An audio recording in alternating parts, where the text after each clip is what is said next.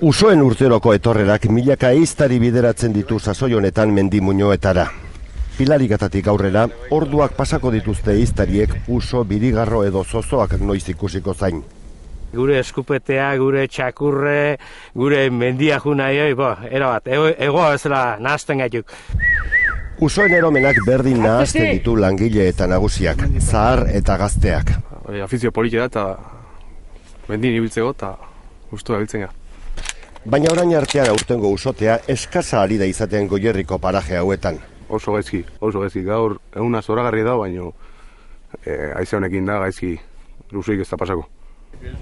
Ehiztari beteranoek badakite baina gutxien uste denean etortzen direla usoak, eta harrapatu nahi bada, egunero joan behar dela mendira itxaropenik galdu gabe.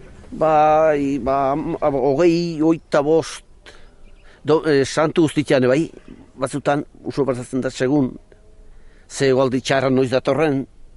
Izagiaren legeari jarraiki usoak pasako dira urten ere. Noiz eta nondik inork ez dakienez, ehiztariak erne egon beharko du eta egunero joan mendi muinoetara.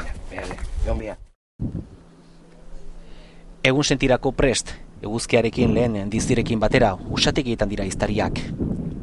Ez denak gaur baten bat bidean harrapatu baitu eguneko lehen argiak.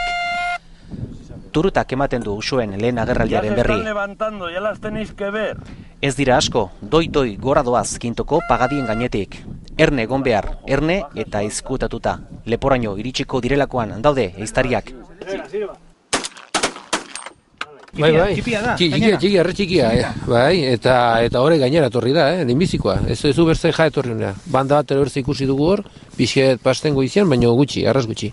Eta usorik ez dauenean, bada kontsolatzeko arrazoirik. 10:00 ordua, usotara joaten diren ehiztari asko ketxoletan igarotzen dituzte pasaren egunak. Nosotros estamos en la chabola, que en Artesiaga tenemos una chabola y estamos en la... Eta usoak noiz etorriko zai egoten dira, ehiztariak egunak asteak igarotzen dituzte mendian. Gaur ez da pasa, agian bihar.